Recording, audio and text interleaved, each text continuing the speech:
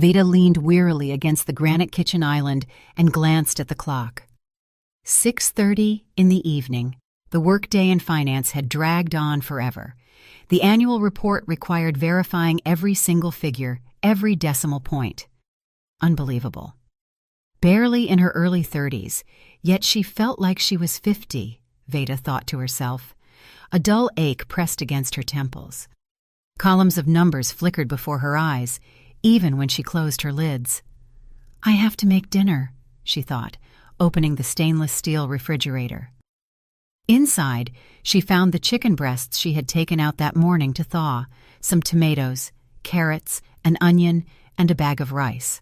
Nothing complicated. Just an ordinary weeknight dinner for an ordinary family. Veda pulled out a cutting board, turned on the faucet, and began washing the vegetables. The mechanical movement soothed her, distracting her from thoughts of work. Sterling should be home in an hour. Her husband worked as a project manager at a construction firm, and lately his schedule had become unpredictable. Sometimes he stayed late at the site, other times he disappeared in the middle of the day, claiming a meeting outside the office. Veda didn't think much of it. Everyone had urgent deadlines and overtime. Azura, her 8-year-old daughter, was in her room. Usually the girl would greet her mom with happy shouts, stories about school, her friends, and her teacher, Ms. Williams. But today, just like the last 2 weeks, the little one had been strangely quiet. She had arrived home from school, said a silent hello, and went straight to her room. She's probably just tired, Veda thought as she seasoned the chicken. This semester is always the heaviest. Spring break is coming up soon. She'll get some rest. She put the skillet on the burner, poured in some oil, and heard soft footsteps behind her. She turned around. Azura was standing in the kitchen doorway in her fuzzy pink bathrobe, barefoot, her braided hair a bit messy, face pale, with bluish shadows under her eyes. "Azura, baby, are you hungry?" Veda asked gently. "Come here. Help Mama set the table." The girl approached slowly and tugged at the hem of her mother's blouse. The movement was timid, unsure. "Mama." The voice was low, almost a whisper. "What's wrong, sweetie?" Veda turned off the burner and sat on a chair facing her daughter. Azura hesitated, twisting the edge of her robe. Then she lifted her eyes. In them, Veda read a plea mixed with fear. "Mama, can I stop taking the pills the lady gave me?" Veda froze. Dozens of thoughts raced instantly through her head. What lady? What pills? When? Why didn't she know anything about this? "What lady, Azura?" she asked, trying to keep her voice calm so as not to scare the child. "And what pills?" "Well, Daddy's friend, the lady colleague. She comes when you're at work. She says they're vitamins to help me study better. But after I take them, I get so sleepy. Then I wake up and it's already dark and my head hurts." Veda's heart began to beat faster. She felt the skin on her face go cold, the muscles in her neck tense up, but she couldn't show her fear to her daughter. She couldn't scare her. "Paulina, I mean, Azura," Veda said slowly, holding her daughter by the shoulders. "Bring me those pills, please. Show me the bottle." "It's in my room, in the desk drawer. The lady said it's a secret, that if I'm a good girl and take the vitamins, Daddy will give me money." "Go get it," Veda asked, trying to force a smile. Azura nodded and ran off. Veda stood up from the chair and leaned against the wall. Panic invaded her. Her thoughts were jumbled. What colleague? Sterling's company was mostly men. Who was this woman giving her child some kind of pills? And why did Azura fall asleep after taking them? The girl returned a minute later with a small plastic bottle in her hand. Veda took it and looked at the label.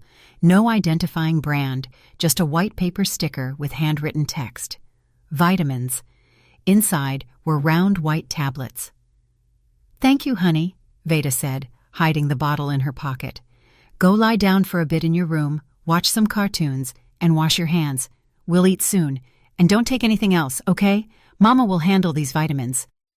Azura obediently went to her room. Veda pulled out her phone and quickly texted her friend, Dr. Zinnia, who worked at the urgent care clinic down the street. "Zinnia, I need urgent help. Can you check some pills? Someone gave them to my daughter, said they were vitamins. I want to verify. I'll be there tomorrow morning. The reply came almost instantly. Come by at 8 before rounds start. We'll check them. Veda put the phone away and returned to the stove. The panic didn't leave her, but she had to make dinner. She had to behave as usual to not arouse suspicion. Suspicion from whom? From Sterling. She couldn't believe her husband knew about some pills for their daughter. Sterling loved Azura. He had always been an attentive father. He played with her, read her bedtime stories, helped her with homework. He couldn't consciously give the child something harmful. So, this woman was acting behind his back? The thought was terrifying, and Veda tried to push it away, but it kept coming back. It insisted on being in her head. What if Sterling knew about the pills? What if he was aware of who was coming to their house when Veda wasn't there? The apartment door opened, and Sterling appeared. Tall, athletic build, wearing a dark jacket and jeans. He was smiling broadly as always. "Hey, babe." He walked over and kissed Veda on the cheek. "Smells good. Chicken?" "Yeah," Veda replied briefly, not taking her eyes off the skillet. "Is Azura home?" Sterling asked, taking off his jacket. "She'll be out in a minute." Sterling went into the living room, and Veda heard him turn on the TV. A normal evening, a normal family, but something had shifted. Inside her, everything had tightened with anxiety. During dinner, Veda watched her husband and daughter in silence. Sterling joked, talked about work, asked Azura about school. The girl answered in monosyllables, picking at her rice with her fork without appetite. Sterling didn't notice her depressed state, or he pretended not to notice. "Why are you so sad, Azura?" he finally asked. "Maybe you need to take some vitamins? A colleague recommended some good ones for the immune system." Veda went still. She stopped chewing. She almost choked. Azura raised her eyes to her father, then looked at her mother. "No, Daddy, I don't want those vitamins anymore. Mama is going to buy me different ones," the girl said quietly. "Suit yourself." Sterling shrugged and continued eating. After dinner, Veda tucked her daughter in, sat by her side for a long time, and stroked her hair until Azura fell asleep. The girl slept restlessly, tossing and turning, murmuring something in her dreams. Veda left the child's room and closed the door behind her. Sterling was sitting in the living room, absorbed in his phone. Veda walked past him without a word and went to bed. But she didn't sleep. She lay with her eyes closed, listening as her husband brushed his teeth in the bathroom, as he lay down beside her, as his breathing became regular and deep within a few minutes. And she thought about the pills, about the unknown woman, about how tomorrow she would learn the truth. In the morning, Veda got up at 6, as always. She got Azura ready for school and walked her to the bus stop. The girl looked more animated than yesterday. She was even smiling. "Mama, are you really going to buy me different vitamins?" she asked before getting on the bus. "Of course, baby. Don't worry. Have a good day at school." Veda watched the bus leave and walked quickly toward the subway. The clinic was 3 stops away. Zinnia was already waiting for her at the entrance, wearing her white coat, her face concerned. "Show me what you have," she said instead of a greeting. Veda took out the bottle. Zinnia opened the lid, poured a pill into her palm, examined it closely, and smelled it. "These aren't vitamins," she said slowly. "Veda, I need to take this for analysis. I have a chemist friend in the next building. He'll check it right now." "What is it?" Veda whispered. "I don't know exactly, but I have a very bad feeling. Wait for me here." Zinnia left, taking the bottle. Veda remained standing in the clinic lobby, feeling her legs turn to jelly. People swarmed around her. Patients, doctors, nurses. Life went on, but inside her, everything was crumbling. 20 minutes later, Zinnia returned. Her face was pale. Veda grabbed her friend's arm. "It's a sedative, a strong psychotropic. It's prescribed to adults with severe sleep disorders. It is absolutely forbidden to give to a child. It can cause dependency, brain damage, developmental delays. Do you understand what this means?" Veda nodded, unable to speak. "Where did you get this? Who gave these pills to Azura?" Zinnia asked. I don't know. A woman. Azura said she's Daddy's colleague. She came when I wasn't home and gave my daughter these vitamins. Azura would fall asleep after taking them. Zinnia fell silent. Then she said firmly, Veda, you must find out who this woman is, and you must go to the police.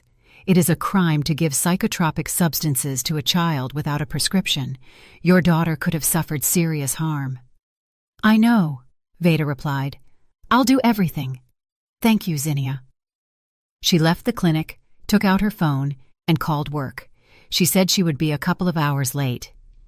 Then she called an Uber and went home. She needed to check something. The apartment was empty. Sterling had gone to work at 7. Veda went into Azura's room and opened the desk drawer where her daughter kept her school supplies. There, under the notebooks, were several bills. Veda counted them. $700. Where did an 8-year-old get that much money? School lunches were paid in advance. Veda and Sterling rarely gave pocket money. Maybe $5 or $10 for ice cream. $700 was way too much. Veda remembered her daughter's words. Daddy will give me money. So Sterling knew. He was aware of this nightmare and was paying Azura for her silence. No, it was impossible. She couldn't believe it. Veda took out her phone and started searching online for local spy shops. She needed proof. She needed to see everything with her own eyes. 3 days passed. 3 days during which Veda lived in 2 realities. Externally, everything was as usual. Work, home, dinner, conversations with her husband and daughter. But inside, fear, anger, and mistrust had taken root. They devoured her from within. On Monday morning, after that visit to Zinnia, Veda had stopped by an electronics store. The clerk, a young guy with a polite, rehearsed smile, showed her several models of hidden cameras. She chose the most discreet one, a miniature camera camouflaged as a phone charger. It could be plugged into an outlet in the living room, and no one would suspect a thing. Does the recording go to a memory card or the cloud? Veda asked. Both options, the clerk explained. You can watch the video in real time through an app on your phone or download the file. Excellent quality. Audio records clean too. Veda paid and went home. Sterling was at work. She installed the camera in the living room, aiming the lens so that the front door, the hallway, and part of the room were in the frame. She checked it through the app. Everything worked. The image was sharp, the sound recorded without interference. Now, all that was left was to wait. That same evening, Veda spoke to Azura. The girl was sitting at the table doing her math homework. Veda sat next to her and hugged the child around the shoulders. Azura, baby, I need to ask you something. What, Mama? The girl looked up from her notebook. Do you remember the lady who gave you the vitamins? What's her name? Azura thought, furrowing her brow. I don't remember. She didn't say. Daddy said she's his colleague, that they work on a project together. She comes often, 2 or 3 times a week, usually after lunch when I get home from school. Daddy opens the door for her. They say hi. Then the lady gives me a vitamin and says I need to sleep a little so I don't bother them while they work. I take the pill, lie on the couch, and fall asleep. And when I wake up, she's gone. And what does Daddy do when you sleep? I don't know, Mama. I'm sleeping. I guess he works with the lady. They sit at the computer, discuss something. Daddy said it's an important project. Veda nodded, trying to stay calm. Okay, sweetie, just don't take those vitamins anymore, okay? I bought you better ones. They're in the fridge. They look like gummy bears. Okay, Mama, I like gummy bears, Azura replied obediently and went back to her homework. Veda left the room and leaned against the hallway wall. 2 or 3 times a week. So this happened regularly. So it wasn't an accident. Who is this woman? Colleague. Oh. The thought was so obvious that Veda was surprised she hadn't reached it sooner. Mistress. Sterling had a mistress, and she came to their house while Veda wasn't there. And so the daughter wouldn't bother them. They drugged her. From the realization of this madness, Veda wanted to scream, break something, storm into the living room, and demand explanations from Sterling right now. But she couldn't. She needed evidence. She needed to record everything, so that later he couldn't wiggle out of it. Couldn't lie. couldn't destroy the proof. The next day, Tuesday, Veda called her mother, Grandma Eula. The woman was 63, living alone in a small house on the outskirts of the city, in a quiet neighborhood with old oak trees and gardens. After Veda's father passed away 5 years ago from a heart attack, Eula led a retired life, tending her garden, knitting, and reading. "Mama, I need your help," Veda said when her mother answered. "What happened, baby?" Concern filled Eula's voice. "I'll explain later. Can you pick Azura up from school this week, every day? Let her stay with you until the evening. I'll pick her up after work." "Of course I can, but what's wrong?" "I'll tell you later, Mama. I can't talk right now. Thank you so much." "Veda, you're scaring me." "Everything is fine. It will be fine. I promise." Veda hung up and exhaled. Now Azura would be safe. Now this woman couldn't give her any more pills, and the camera would record whatever happened in the apartment in the child's absence. On Wednesday, Grandma Eula picked up her granddaughter from school. Azura was happy. Grandma always baked pies and told interesting stories about her youth in the South. Veda told Sterling that her mother would be picking Azura up now, claiming the girl had started having trouble with her grades, and Grandma would help her with homework. Sterling didn't object. He even seemed pleased. "Great," Sterling said. "She's smart. She'll help Azura catch up." Veda looked at him and didn't understand. Was he lying, or did he really not know about the pills? Maybe he thought that woman just came to visit. But then, why did they meet during the day when Veda wasn't home? Why had he never told his wife about his colleague? On Thursday, sitting at work, Veda opened the camera app. It was 1:30 in the afternoon. On the screen, the living room was empty and silent. She switched to the archive and rewound the recording to the morning. Sterling had left for work at 7:30 as usual. Then the apartment was empty. At 11:30, the door opened and Sterling returned. He wasn't alone. Veda zoomed in on the image. Next to her husband was a young woman, maybe 25, tall, slim, wearing tight jeans and a cropped leather jacket. Long, dark hair loose over her shoulders, flashy makeup. She was laughing. She hugged Sterling around the waist. He leaned down and kissed her. Long, passionately. Veda felt everything tighten inside, felt her breath cut short. She knew she would see this. She had prepared herself, but it still hurt. It hurt morally and physically, as if someone had stabbed a knife under her ribs and slowly twisted the blade. They moved to the living room and sat on the couch. Sterling took out a bottle of wine and 2 glasses. They drank, talked, laughed. Veda turned on the sound. "Azura went with her grandma, so we have the whole lunch break," Sterling was saying. "Veda won't be back until 7. "Good," the woman replied.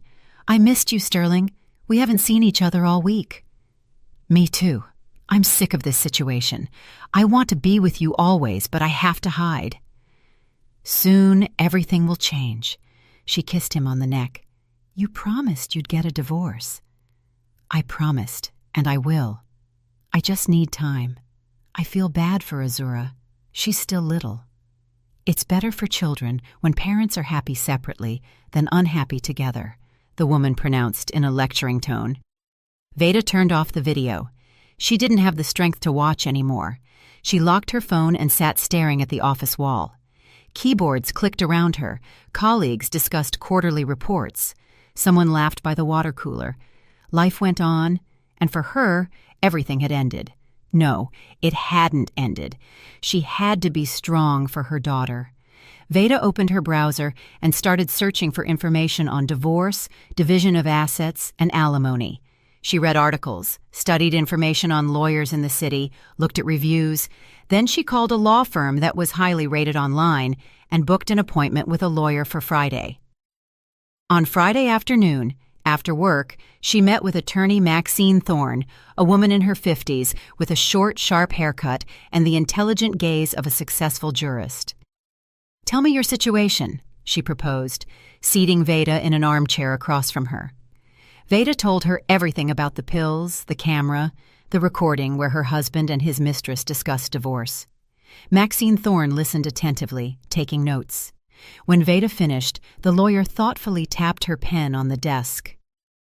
"We will solve this problem," she said. First, we must document the fact of giving psychotropic drugs to a minor. That is a criminal offense. Second, we must gather evidence of marital infidelity for the divorce proceedings. Third, we must prepare documents for the division of assets. What should I do? Veda asked. Continue recording everything with the camera. Save the recordings in multiple places, on a flash drive, in the cloud. Gather all receipts, bank statements, documents for the apartment, the car, everything you have. File a report with the police about the crime being committed against your minor child. The police will test the pills. They will interview the child. If everything is confirmed, they will initiate a criminal case. And my husband? Will he go to jail too? It depends on whether he knew about the pills or not. If they prove he knew and allowed them to be given to the child, yes, he will be liable. If not, he avoids punishment. But in any case, in the divorce, you can use the fact of infidelity and the dissipation of marital assets in your favor. I want him to pay for everything. Maxine Thorne nodded. Then, act according to the plan. Gather evidence. When you are ready, go to the police. I will help you with all legal matters. Veda left the lawyer's office with a clear goal. Now she knew what to do. Now she had a plan. On Saturday morning, Veda went to the bank and asked for printouts of all statements for accounts and cards for the last 6 months. Sitting at home, she carefully studied every line and found what she was looking for. Regular transfers to the account of a certain Portia Vance. $500, $700, $1,000 every week. Receipts from restaurants where Veda and Sterling had never been. Purchases at jewelry stores. A bracelet for $3,000, earrings for $1,500. A trip to a hotel in a neighboring city for a weekend when Sterling was supposedly at a corporate training. Veda kept everything in a separate folder. Statements, receipts, screenshots of transfers. There was enough proof. On Sunday, she checked the camera recordings again. During the week, Portia had come over 3 times. Each time the same thing. Wine, pizza delivery, conversations, kisses. In one of the recordings, Veda heard Sterling call this woman "my girl," promising her a trip to the beach, saying his wife didn't understand him or love him. Lies. All lies. Veda loved him, trusted him. But the most terrible thing was discovered in the recording from the day before Azura started going to Grandma's. Veda clicked the file and froze. On the screen, Sterling opens the door, lets Portia in. A few minutes later, Azura arrives from school. The girl greets her father and the strange lady. "Azura, come here." Portia kneels in front of the girl, smiling. "I brought you a vitamin. You're going to be healthy and smart." She pulls the small bottle from her purse, pours a pill into her palm. Azura takes it obediently, drinks it with water. "Good girl," Portia praises. "Now go lie on the couch, rest a little bit." Azura goes to her room. 10 minutes later, she returns drowsy, lies on the living room couch, and closes her eyes. She falls asleep almost instantly. Sterling and Portia look at the sleeping child. Then they look at each other and start kissing. Veda turned off the recording. She had asked Azura not to take pills from the woman, but the girl apparently forgot that first day after their conversation. But at least Veda saw everything with her own eyes. She saw how this woman deliberately drugged her daughter. She saw how Sterling stood by and did nothing. Maybe he really didn't know it was a sedative. Maybe Portia lied to him saying they were harmless vitamins. Or maybe he knew and agreed just so his daughter wouldn't bother him while he had fun with his mistress. On Monday morning, Veda went to the precinct. She took the bottle of pills, the flash drive with the camera recordings, and all the documents. The desk officer directed her to a detective, a middle-aged man with graying hair and the stern look of an experienced investigator. "I'm listening," he said, pointing to a chair. Veda told him everything about the pills, her husband's mistress, and how they were drugging Azura. The detective studied the documents carefully, watched clips of the video. "All right," he said. "We'll take the report. We'll run a lab test on the substance. We'll interview your daughter and everyone involved.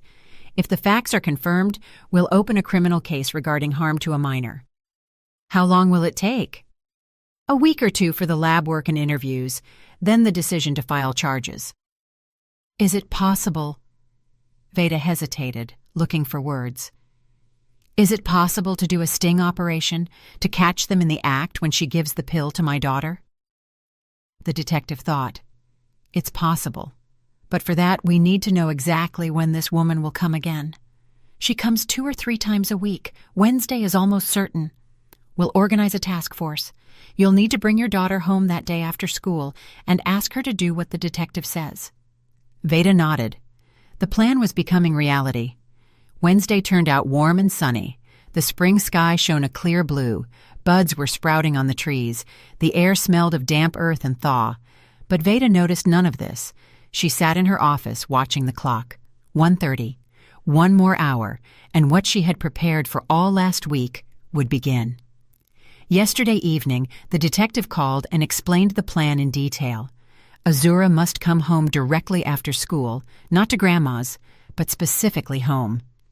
Veda would tell Sterling she couldn't pick the child up. She would ask him to let Azura in. Sterling would most likely call Portia. Azura would have to enter the apartment and, in front of witnesses on camera, ask that woman for more vitamins. If Portia gave her a pill, at that moment the task force would enter the apartment. Caught red-handed, seizure of drugs, interrogation of all participants, forensics, everything by the book. Will she be able to do it? The detective asked. She's only 8. It might be stressful. She can, Veda replied firmly. I'll explain that it's important, that this way we'll protect her from bad people. Last night, when Sterling went to the store, Veda sat next to Azura and spoke carefully. Azura, do you remember the lady who gave you the vitamins? Azura nodded, frowning. Those vitamins turned out not to be vitamins, but medicine that kids aren't allowed to take. That's why you felt bad. Do you understand? I understand, Mama. I won't take them anymore. Right. But we need to make sure that Lady never gives those pills to other kids again. Tomorrow you'll come home after school, and if that lady is there, you'll go up to her and ask for more vitamins. You'll say you like them, and then police officers will come and take the lady away, and she won't hurt anyone else. Can you do that? Azura looked seriously at her mother. I can, Mama. I'm not scared. I know the police are good people. They protect us. Veda hugged her daughter, squeezed her tight. Her heart was breaking with pain and pride at the same time. Her little girl was so brave. Now, sitting in the office, Veda checked her phone. Message from the detective. Team in position, waiting for signal. Another message from Mama Eula. Everything will go well, baby. Veda dialed Sterling's number. He answered on the 3rd ring. Hey, honey, did something happen? Sterling, I'm sorry. My mom had some business to attend to. She can't pick up Azura today. Are you home? Can you let our daughter in after school? Yeah, I'm home, working remotely today. Of course, I'll let her in, don't worry. Thanks. I'll be home in the evening. I'll make dinner. Okay, see you tonight. Veda hung up and texted the detective. Everything according to plan. Husband is home. Now all that was left was to wait. The hardest part, waiting and not going crazy with nerves. At 2:30, a notification from the camera app hit her phone. Motion detected. Veda opened the video. On the screen, Sterling opens the door. Portia walks in. Just like in previous recordings. Tall, flashy, tight clothes. They hug, kiss. Azura will be here soon, Sterling says. Grandma couldn't pick her up. No problem, Portia replies, taking off her jacket. I'll give her vitamin, she'll sleep, and we'll be together. Are you sure those vitamins are harmless? My wife has been acting weird lately, asking Azura about some pills. Portia laughs. Sterling. They're normal kids' vitamins for the immune system. I bought them for my niece, too. Don't worry. Sterling shrugs. Well, it's just that Veda has become suspicious. Maybe she suspects us. Soon it won't matter anyway. You'll get divorced. We'll live together. Just a little longer. Veda watched this shameless woman. So Sterling didn't know about the sedative. Portia tricked him, told him they were vitamins. He believed her, or didn't want to verify because it was more convenient that way. The apartment door opened, and Azura walked in. The girl held her backpack in her hands, looking calm. Veda held her breath. "Hi, Daddy." Azura greeted her father, then turned her gaze to Portia. "Hi, ma'am." "Hi, sweetie." Portia knelt in front of the girl, smiling. "How was school?" "Good. They gave us a lot of homework." "That's great. Go change, then we'll eat." Azura went to her room, dropped off her backpack, returned to the living room, sat on the couch, and looked at Portia. Veda saw her daughter take a breath, saw her clench her fists. Brave girl, her brave little girl. "Ma'am," Azura said quietly, "can I have more vitamins? I like them. I sleep good after taking them too." Portia lit up with a smile. "Of course, dear. I brought some right here. Here." She pulled the familiar bottle from her purse, poured a pill into her palm, and extended it to Azura. The girl took the pill, brought it to her mouth, and at that moment, the door burst open with a crash. 4 people in plain clothes stormed into the apartment, 3 men and a woman. "Police! Hands where we can see them! Nobody move!" Portia screamed. She went pale. Sterling stood frozen with his mouth open. Azura dropped the pill on the floor. The detective, the same man Veda had spoken to on Monday, walked quickly up to Portia, flashing his badge. "Portia Vance, you are under arrest on suspicion of committing a felony, causing harm to the health of a minor. You have the right to remain silent. You have the right to an attorney." "What? What crime? I didn't do anything." Portia tried to pull away, but they held her firmly by the arms. "You gave a minor a psychotropic drug without a medical prescription," the detective continued calmly. "We have witnesses, we have video recordings. We are seizing the drugs now. Come with us." The female officer approached Azura, kneeling beside her. "Don't be scared, honey. You did everything right. Now this lady won't hurt anyone else." Azura nodded. Veda watched as her daughter held it together, trying not to cry. Strong. So strong. Sterling finally found his voice. "Wait, I don't understand what's happening. What psychotropic drugs? They're vitamins." The detective turned to him. "Sterling?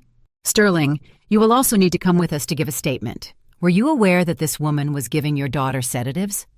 "Sedatives?" Sterling went pale. He looked at Portia. "You said they were vitamins." Sterling, I just wanted nobody to bother us. She only slept for a little while. Nothing serious." Portia tried to justify herself, but they were already leading her out of the apartment. The detective approached Azura, picked up the pill from the floor, put it in an evidence bag, then addressed the girl. "Azura, we'll need to ask you some questions, but not now, tomorrow, when your mom comes with us." "Okay," the girl replied quietly. "In the meantime, call your mom. Tell her it's over."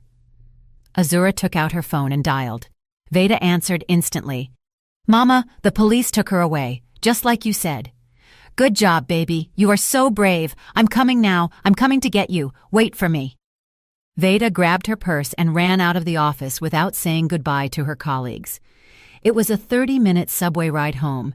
She ran through the streets, pushing past people without noticing anything around her, just to get there in time, just to hug her daughter, tell her everything is okay, that the danger has passed. When she burst into the apartment, Azura was sitting on the couch hugging a teddy bear. The officers were still processing paperwork, photographing the scene, seizing the bottle of pills. Veda ran to her daughter, hugged her, squeezed her as tight as she could. "That's it, my good girl. It's all over. You won't take those pills ever again." Azura buried her face in her mom's shoulder and finally cried softly, in broken sobs. Veda stroked her head, kissed her hair, whispered soothing words. The detective approached them. "Ms. Veda, tomorrow at 10 a.m., please come to the precinct with your daughter. We'll need to formalize the interview with a child psychologist present, take statements, okay?" "And my husband? Will you interrogate him too?" "We're taking him in for a statement now. Preliminarily, he claims he didn't know about the nature of the medication. He thought they were really vitamins. If we don't find proof that he was informed, he'll avoid criminal liability, but you can file a civil lawsuit against him." "I will," Veda said firmly. The officers finished their work and left. Veda was left alone with her daughter in the apartment. They had taken Sterling to the station. He wouldn't be back anytime soon. Veda made dinner, Macaroni and cheese, Azura's favorite. They ate in silence, glancing at each other occasionally. Then Veda tucked her daughter in, read her the story of Cinderella, who went through all the trials and found happiness.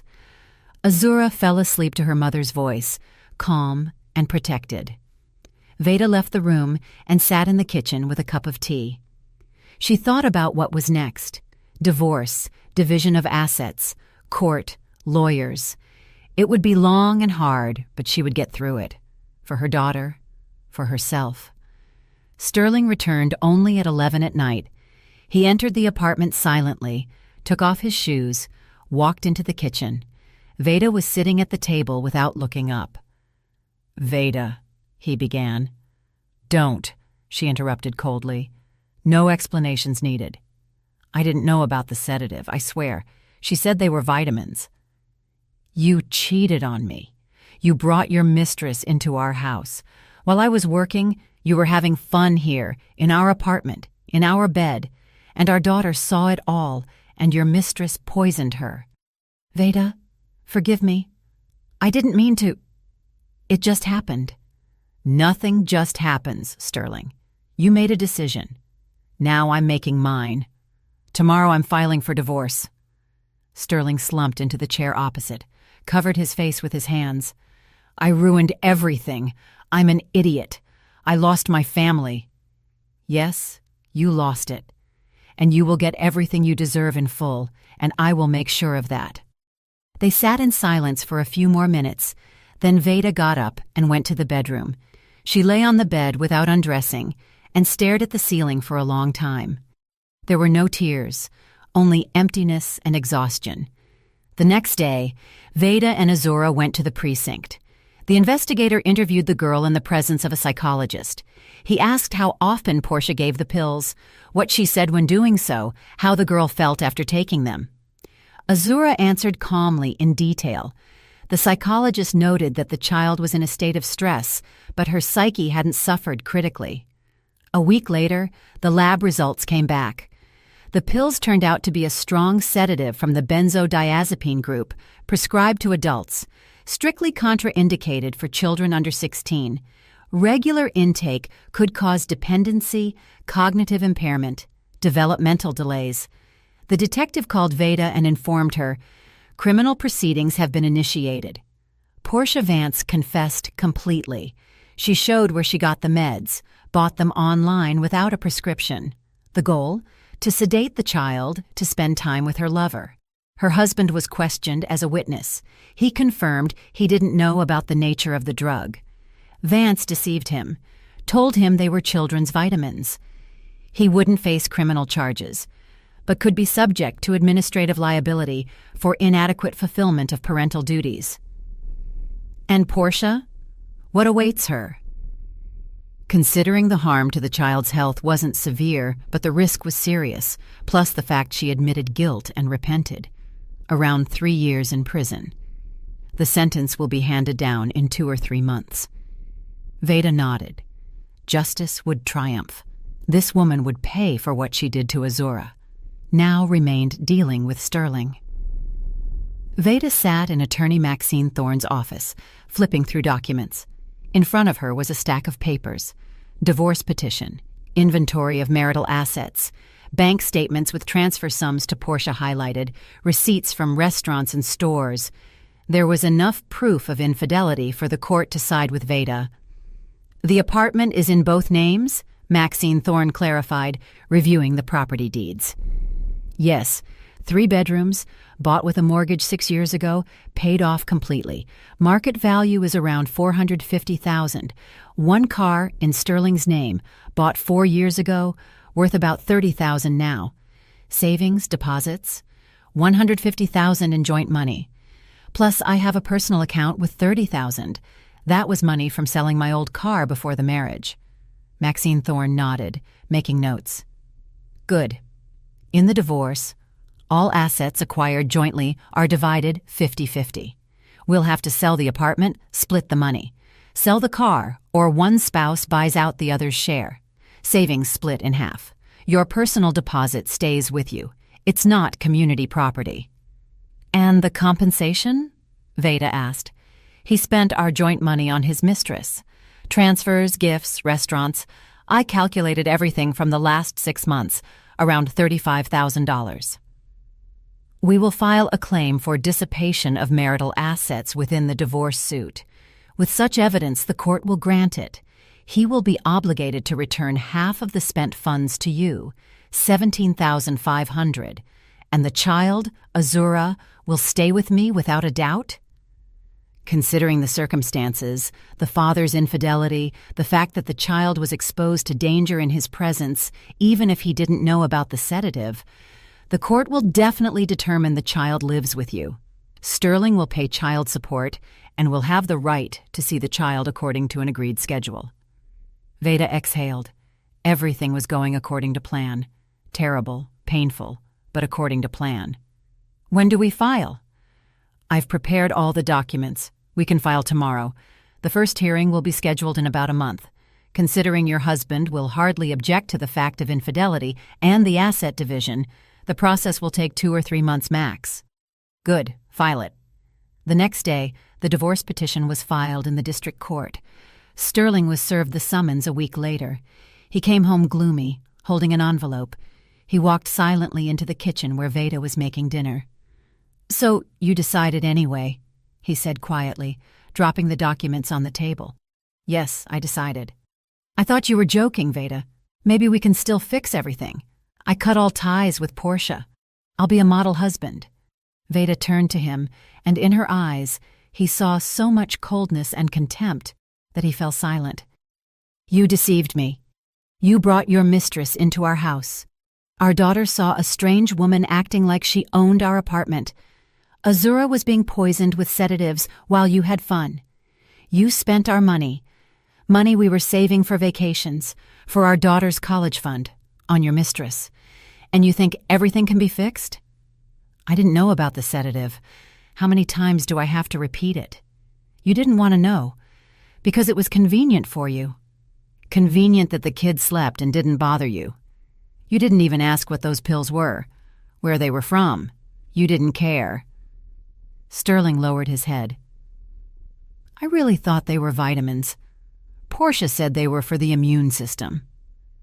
"So you trusted a strange woman unconditionally, without even verifying what the pills were. That says a lot." They stood in silence. Then Sterling took the envelope and went to the bedroom. Veda went back to the stove, but the stress was taking its toll.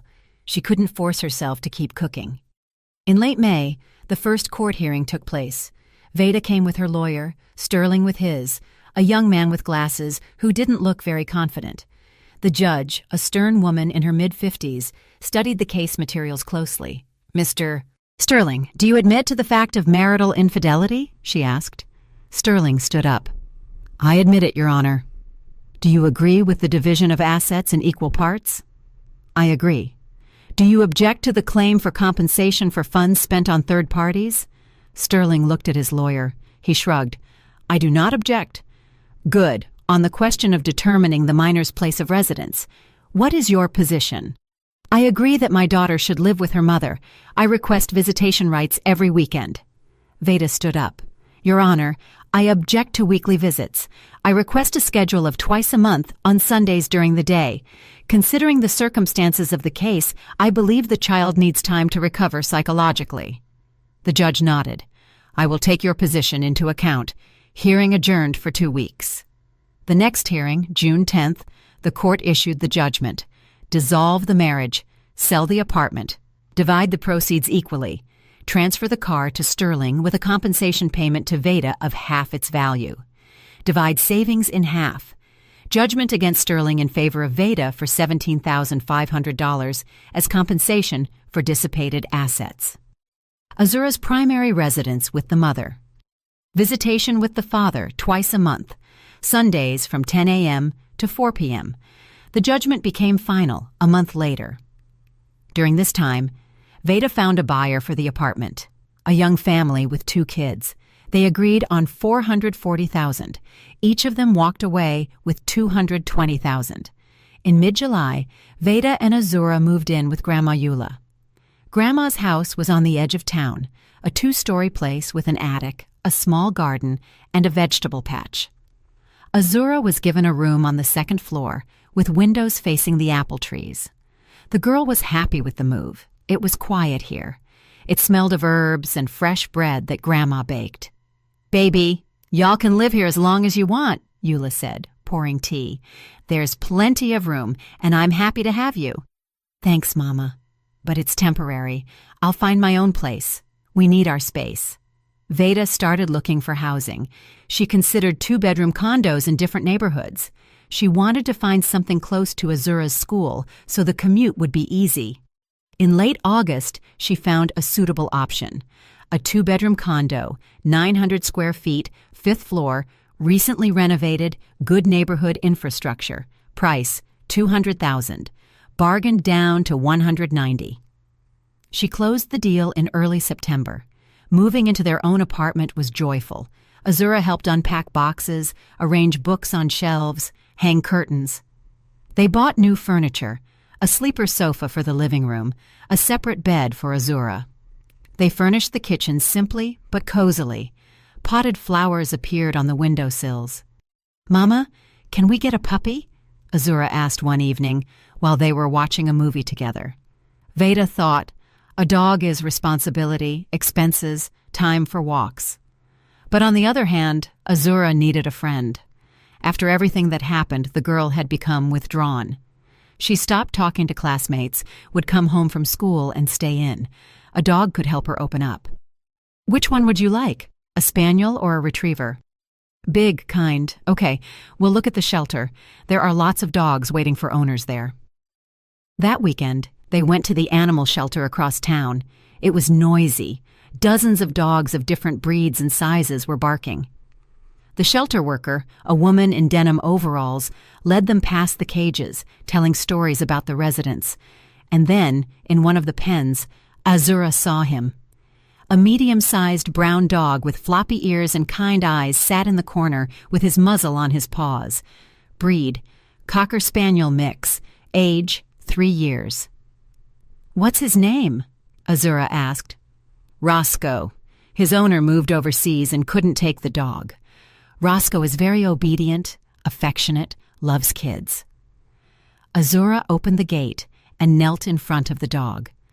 Roscoe lifted his head, sniffed her hand, then carefully licked it. The girl laughed. For the first time in months, Veda heard that crystal-clear laughter. "Mama, can I keep him? Please?" Of course. They took Roscoe home that same day. Bought a collar, leash, bowls, food, a bed. At home, Roscoe sniffed every corner. Then he lay down at Azura's feet and closed his eyes happily. He had found his family, and they had found him. Life began to improve. Veda went back to work after taking some time off. Azura started 3rd grade. The girl made friends with a classmate, Keisha. Together they did homework, walked Roscoe in the courtyard. Gradually, Azura became her old self, cheerful, open, curious. Sterling called occasionally, asking to see his daughter. Veda didn't object. According to the court order, twice a month. Azura went to see him reluctantly. She said Daddy was sad often, that he now lived in a small apartment on the outskirts, that he didn't have a nice car anymore. Veda didn't feel pity. He had chosen that path himself. In October, Veda learned that Portia had been sentenced to 3 years in a minimum security prison. The sentence was handed down quickly.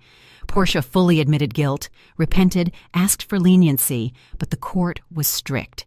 She knowingly gave a child a dangerous drug, risking the minor's health for personal interests. 3 years. Veda felt satisfaction. Justice had triumphed. Time passed. Autumn turned into spring, spring into summer. A year had passed since Veda learned the truth, a year that changed everything. But she overcame it. She and Azura overcame it. Late that summer, on a warm August evening, Veda was walking Roscoe in the park near their house. The dog ran happily on the grass, chasing birds. Veda walked slowly, enjoying the peace. She felt good for the first time in a long while. "Roscoe, come!"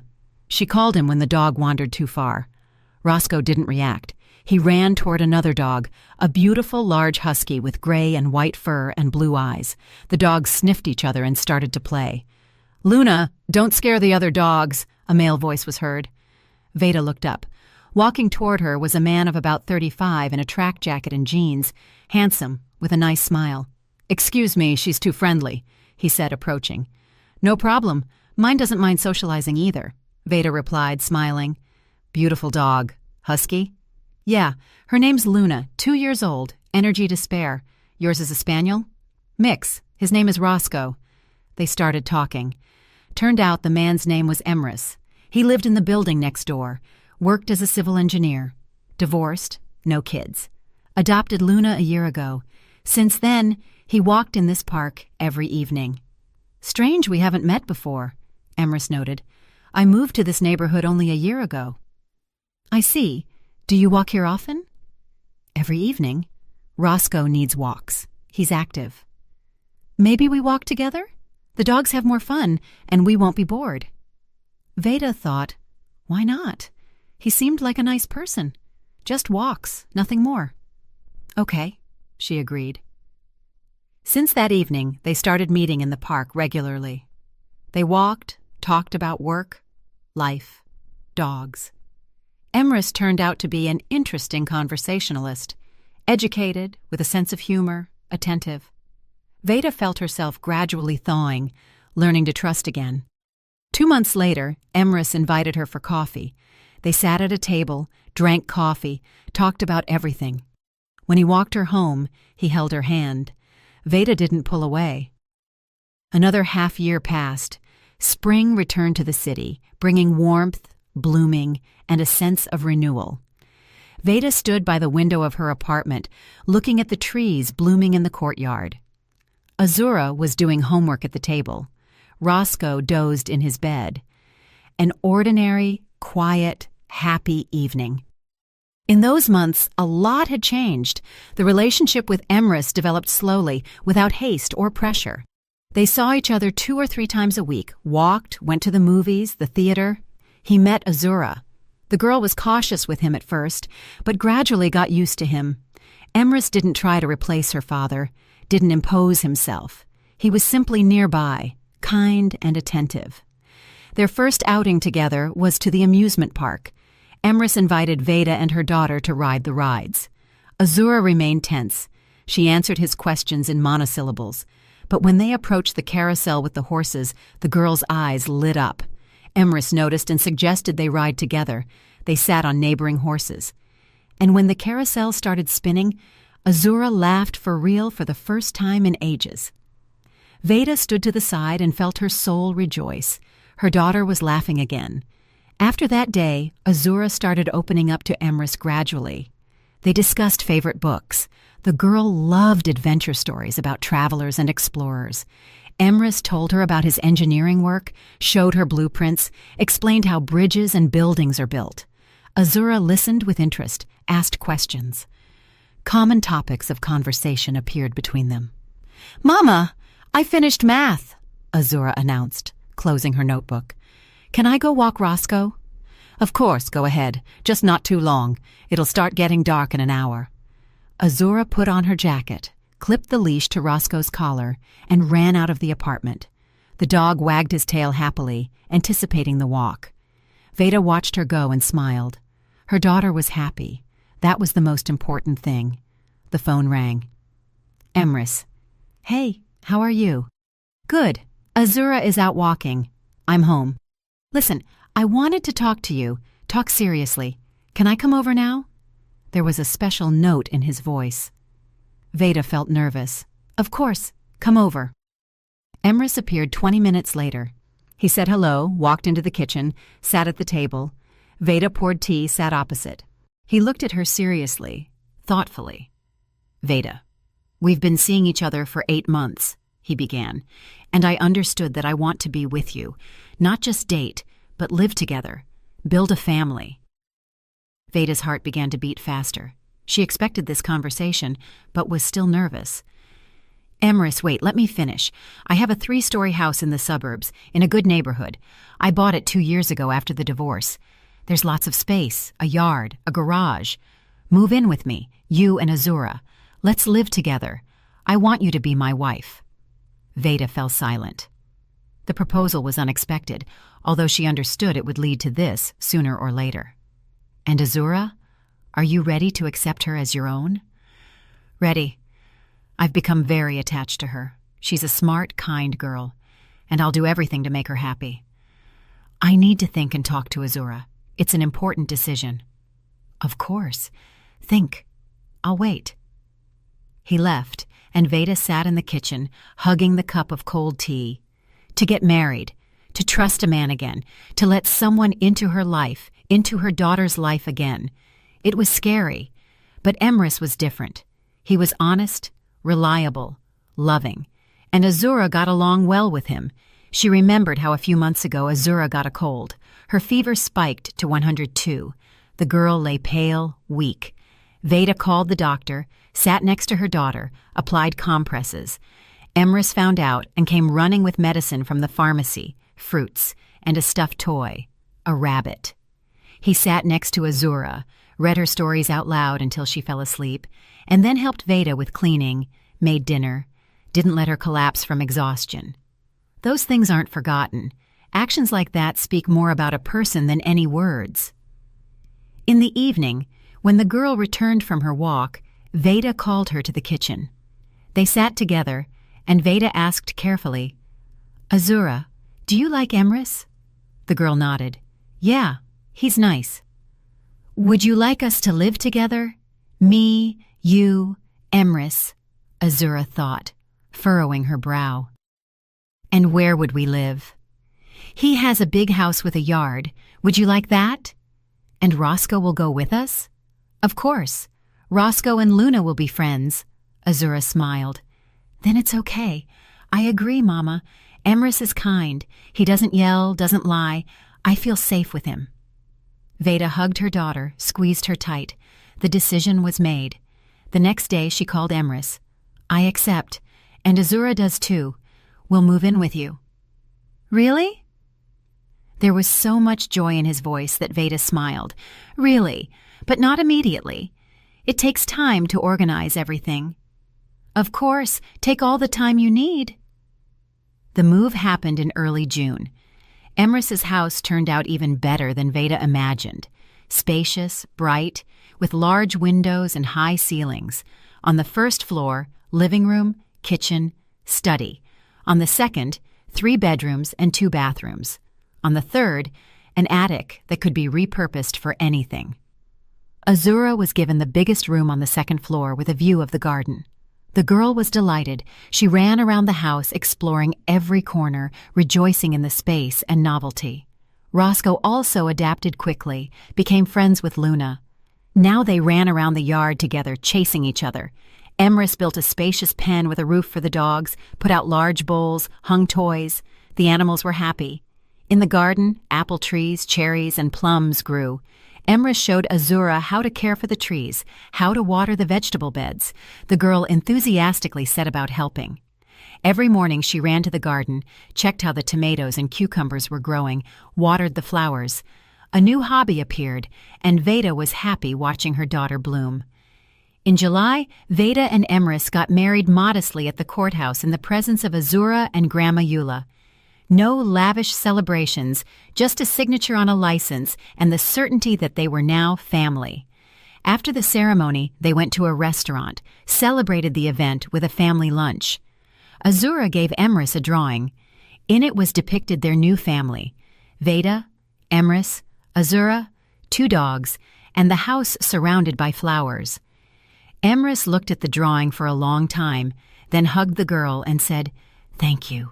It's the best gift of my life." Life became peaceful and happy. Emrys turned out to be a wonderful husband, attentive, caring, reliable. He helped Azura with homework, drove her to and picked her up from school, played board games with her, read at night. The girl blossomed, became confident, cheerful. Her grades improved. New friends appeared. The teacher noted at the parent-teacher conference that Azura had become more active, stopped withdrawing into herself, participated with pleasure in school activities. In the fall, Veda discovered she was pregnant. The news was unexpected but joyful. Emrys, upon finding out, hugged her for a long time, repeating, "We're going to have a baby, our baby."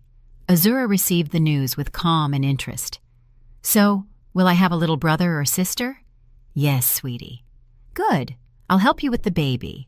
Mama, I'll teach him to read and draw." The pregnancy went easily. Veda continued working until maternity leave. She felt great. Emrys surrounded her with care, cooked, cleaned, didn't let her get tired. Azura also tried to help, set the table, washed dishes when it was hard for Mom, waited impatiently for the appearance of the brother or sister, prepared the room, chose toys. In April, exactly 2 years after their meeting in the park, a boy was born. They named him Jovian, a strong, healthy baby with gray eyes and light hair. Azura became his big sister from day one, affectionate, and Mom's main helper. She helped bathe him, rocked him when he cried, sang lullabies. She learned nursery rhymes, told stories to her brother, showed him colorful pictures. Jovian reacted to her voice, smiled, reached out his little hands to her. Life was full of meaning and joy. Veda felt truly happy. She went through betrayal, pain, humiliation, and came out of that trial stronger. She found the strength in herself to break a toxic relationship, protect her daughter, start over, and now she had a real family built on love, trust, and respect. Sterling never fixed his life. He continued living alone in a small, one-bedroom apartment on the outskirts. Worked in the same position, met with Azura according to the schedule. The girl said Daddy was sad often, that he regretted what happened. Once he asked Azura to tell Veda that he was sorry for his actions, that he understood what a mistake he had made. Veda listened and simply nodded. She didn't feel gloating. She simply understood that everyone gets what they deserve. Sterling made a decision, and now he lives with the consequences. Portia was still serving her sentence in prison. By law, she had a year left. Veda sometimes remembered that woman, young, beautiful, selfish. She destroyed someone else's family, harmed a child, and now was paying for it. Justice existed. Veda hoped the years in prison would teach Portia to value other people's lives, to think about the consequences of her actions. Maybe upon release, she would become a different person. Once, on a summer evening when Jovian turned 3 months old, the whole family gathered in the garden. Emrys was grilling kebabs on the barbecue. Azura played with Roscoe and Luna on the grass. Veda rocked her son in the stroller under the apple tree. Grandma Eula had come to visit. She was sitting in a wicker chair knitting socks for her grandson. "What a beauty," she said, looking at everyone. "A real family. I am so glad, baby, that you were able to go through everything and find your happiness." Veda approached her mother, hugged her around the shoulders. "Thank you, Mama, for everything. Without you, I wouldn't have made it. You supported me when it was hardest. You are strong, Veda. You did it yourself. I was just nearby." Azura ran up to Veda, hugged her around the waist, cheeks flushed from running, eyes shining. "Mama, we are happy." Veda looked at her daughter, at Emrys turning the meat on the grill, at little Jovian sleeping peacefully in the stroller, at her mother smiling at them with such warmth, at the 2 dogs running on the grass, at the sun setting on the horizon. "Yes, sweetie, we are happy." And it was true. Despite the pain of the past, despite the scars on the soul, they were happy because they learned to value what they have, because they went through trials and didn't break. Did you like the story, and which city are you listening from? Let's meet in the comments. If you liked the story, you can support me by sending a super thanks so I can keep bringing more stories like this. Thank you so much for your sweet support. I'm looking forward to your comments on the story. On the screen, you can see 2 new life stories that I highly recommend. There's so much more on my channel. Don't forget to subscribe. See you in the next life story with love and respect.